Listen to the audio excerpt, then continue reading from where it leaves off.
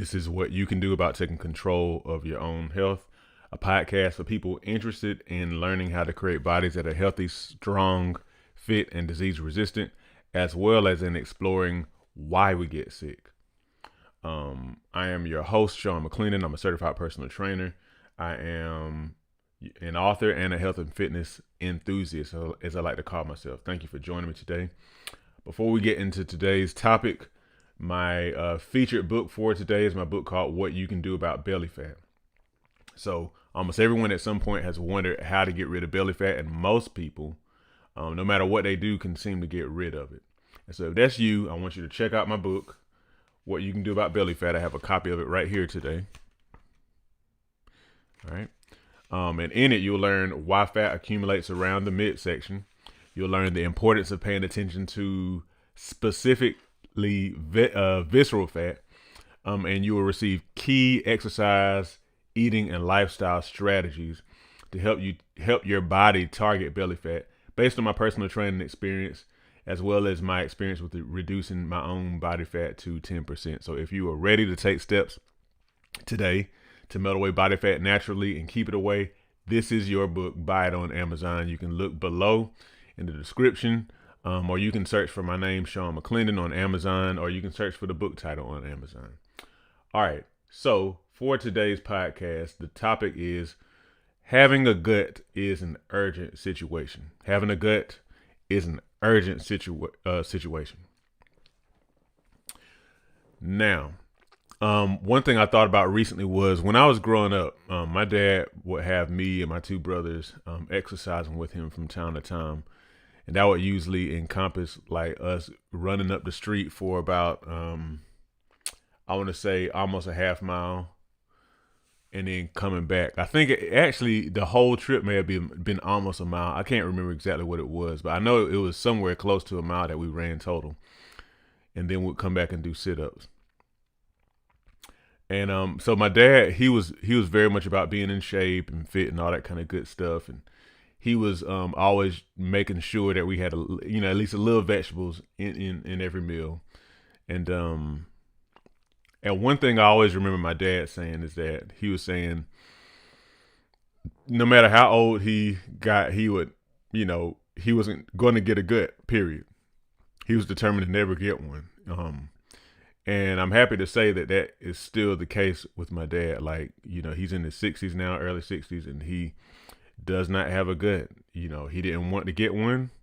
And so his activity level and all that kind of good stuff has been such that he has not gotten a gut. Okay. And so that kind of stuff like really impressed on my mind, such that it has kind of been like something I will say kind of just automatically adopted for my own self, because it kind of taught me that you didn't have to have a gut. Okay. So that's kind of what I'm talking about in this podcast, but I'm going a little bit deeper than that though. I'm saying that having a gut is an urgent situation that you need to go ahead and get rid of. And I'll give you a couple of tools a little bit later, but you need to get rid of it because it's not just a matter of aesthetic. It's not just a matter of, and it's fine if you don't want one, for sure. That's fine. It's not a matter of having a six pack or not, or anything like that.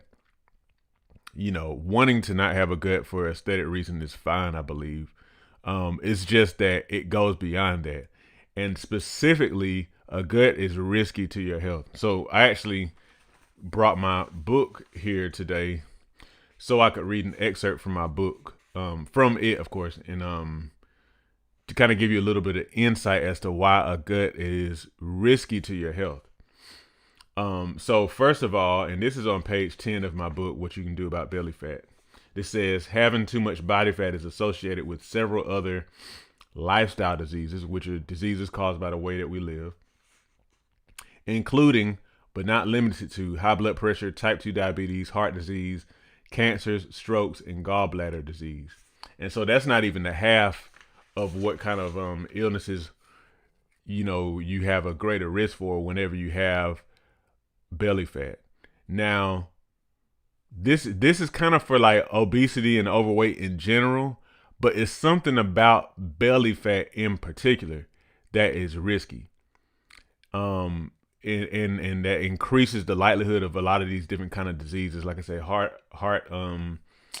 disease, high blood pressure, cancers, stroke.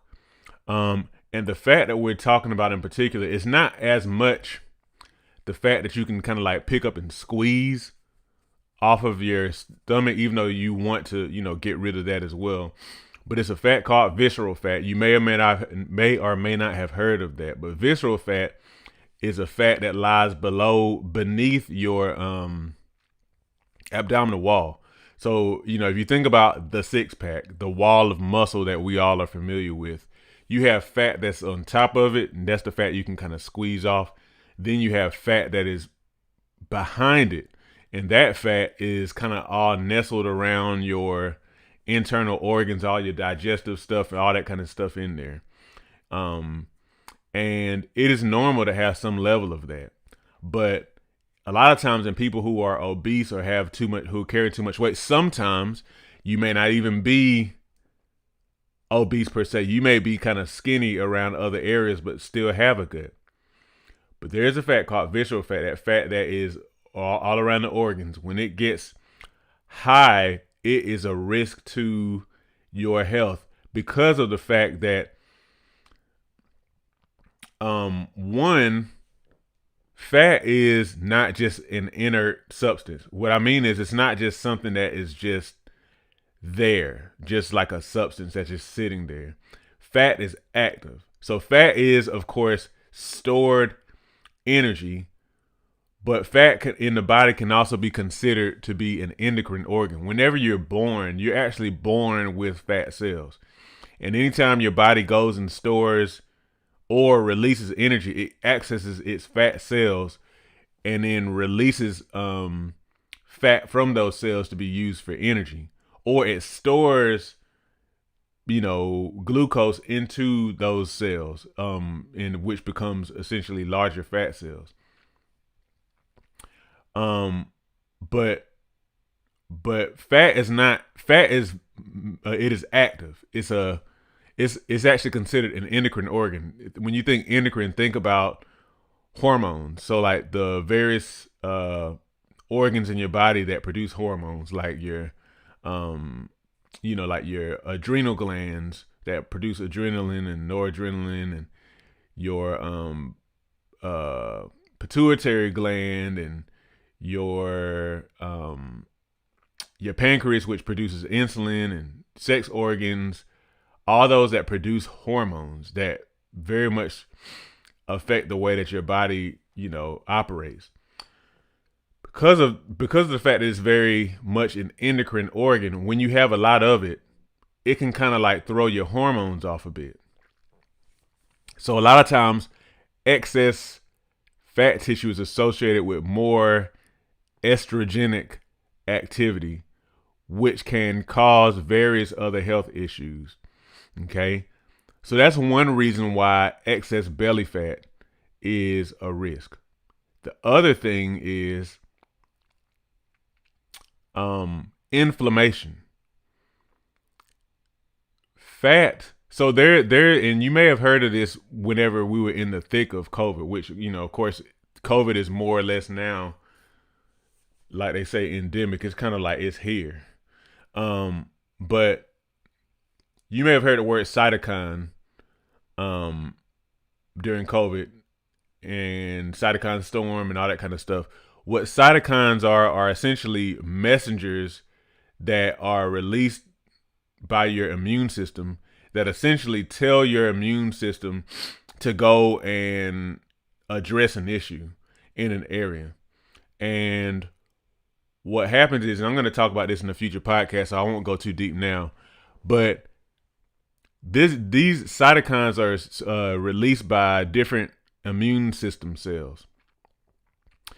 But cytokines can also be released by fat tissue, which means that when you have an excess of fat tissue, visceral especially, when you have an excess of that and it's releasing more cytokines whenever your body is responding to something, then that means that you have a higher level of inflammation. Inflammation in and of itself is not a bad thing. However, there is a such thing as having too much inflammation, like inflammation that lasts for too long, or an inflammatory response that is too strong. And that's where, like, even when we talked about COVID, and make sure you do your research, but even when it comes to COVID, a lot of complications that people were having were due to an over the top immune system response. Too many cytokines, so the body just really flooded the area with cytokines, and it would cause, excess inflammation, which actually can damage organs. And it kind of probably seems weird that something that the body itself does can damage the body. But that's usually, even if you think about if you get a cold and all the symptoms and things like that you get, that is not as much of what the virus or whatever is doing as it is the response of your body. Like a snotty nose is because of your body producing more mucus. And sometimes, just other different things that we feel they're the inflammatory response rather than like the direct result of the virus. Okay. So that said, you have all this excess fat around your internal organs, and those excess cytokines are being released, which means that those organs around there are more subject to higher levels of inflammation, and that can be very problematic. It can actually cause a lot of other health issues, in the short term and long term. Okay. Because it's causing damage because the inflammatory response is either too strong or it's lasting too long. So let me read this. Keep in mind that while inflammation is almost always discussed in negative terms, it is not bad when it occurs under the proper circumstances. Inflammation is part of the body's natural response to injuries and infections, helping to facilitate healing and defending the body from microscopic invaders. However, when you have excess body fat, because fat releases cytokines as well, more cytokines are present than usual, which can result in a larger than normal inflammation response. When the inflammation response is larger or longer lasting than normal, it can damage organs. This is why, for example, obesity is listed as a risk factor for viral illnesses like COVID-19. It was shown to contribute to severe cases of the illness via excessive inflammation levels. So it's not just a COVID thing either. It's even like flu, colds, all of those things. Viral illnesses in general can be more severe because of excess belly fat, because your body has very high levels of cytokines being secreted because of the high level of body fat. So that's why I want to say, that having a gut is an urgent situation. It's not just a matter of you being able to fit into some jeans that you had in high school or anything like that. It's also the other reason why I would always encourage you, if you choose to, well, I guess I don't need to say that at this moment. That's not necessarily relevant. But my point more so is that's why it's not so much of an issue regarding your looks, because it has real health implications. Okay, to having excess belly fat. So that's why it's an urgent situation that you need to consider getting rid of immediately. Again, now what I'm not saying this as like some sort of cover to say that there is like some sort of perfect body type or anything like that. Obviously, the way that our culture treats body type and all that kind of stuff is kind of like a little obsessive and unrealistic. That's why we even have, on the flip side of things, a lot of stuff that's promoting the look without the health behind it. So like surgeries and other things just to achieve the look without actually getting the health that is normally associated with having a fit and healthy body. But that's another topic. So anyway, I'm saying all that to say, please consider getting rid of your belly now. Get rid of it, because it's not, it's not really serving you anything good. So on that note though, keep in mind, you can't spot reduce. In other words, you can't be like, okay, well, I have all this excess fat, So, but I only want to lose it in my belly. To be honest, you don't even want it to work that way. The way that our bodies store fat, it's like a pre-programmed type of way where your body kind of stores it all around. And so as you lose fat, it's going to leave everywhere around the body. So I don't know all the details about how that works. I don't think that's honestly as important. Um, because if you're dedicated to doing the type of things that will reduce your belly fat, then your body will do what it needs to do and it'll get rid of it. You just need to be consistent until your whole body has reduced in size and that type of thing. Um, you can get rid of belly fat and excess fat over your body if you clean your diet. And specifically when I talk about cleaning your diet, the main thing is those sugars and the starches. The sugary foods, the drinks, the donuts and pastries and honey buns and um um drinking soda all day, drinking sweet tea all day if you're down here in the South like I am. It's all that type of stuff that's like causing you to get a large belly and overall fat around excess fat accumulation. That's the main thing. Cleaning up your diet and making sure you're not eating too much of starches and sugars. And don't just eliminate that, but then still eat other junk. Like you really want to make sure that you have a clean diet overall. So that means as much natural food as possible, food that is as close to how it is occurring in the natural world as possible. And then after that, you want to be more active. A lot of times people will go ahead and start going to the gym, but they don't really address their diets. And so all they do is kind of kick a can. When in actuality, what is most, the thing that's going to make the most difference in regard to like your body size and whatnot is your diet. It's going to be your diet. And I'll say this too. Another thing that will probably help you get rid of your diet is, I guess what is in essence intermittent fasting. So in other words, not grazing all day long. I read a quote that I actually posted on social media today. It's from this book called The Way of the SEAL by Mark Devine, a former Navy SEAL, and he was saying that, he was talking about, and it's something I've talked about in this podcast before, if you go back a few episodes, but he was saying, the 3 meals a day myth is essentially just a construct from the industrial age. As we know, it's very true. It's a fact. He was saying really the human body is designed to eat as needed. And so, but we eat 3 meals a day, 4 meals a day, whatever, snacks in between, and we do it in a prescribed manner. Again, that's not necessary, and it perhaps in some cases can be excessive.